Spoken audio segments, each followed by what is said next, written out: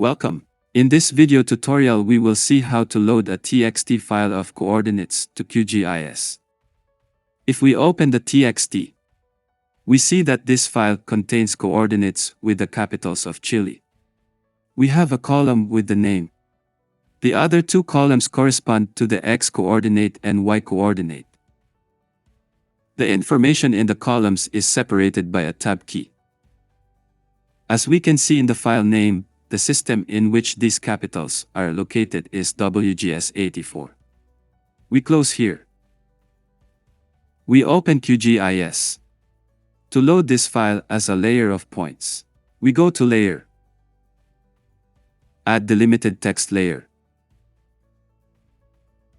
In File Name, browse and select the text file. As we can see, the program has not yet recognized the delimiter. For it, we click on Custom Delimiters and select Tab Delimiter.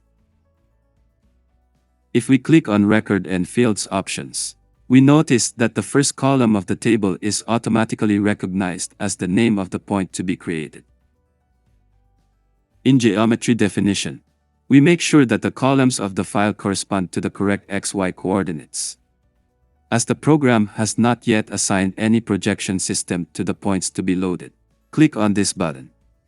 And we look for the code or EPSG 4326, which corresponds to geographical coordinates QGIS 84. Select the system and click on OK. To finalize the configuration, click on Add. Close this window. Here we have the layer with the capitals of Chile. If we open the attributes of this layer, we notice that the columns of the text file have been imported. This is a temporary layer created by QGIS.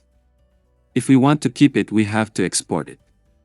To do this, we right-click, Export, Save Features As. In this window we choose the format.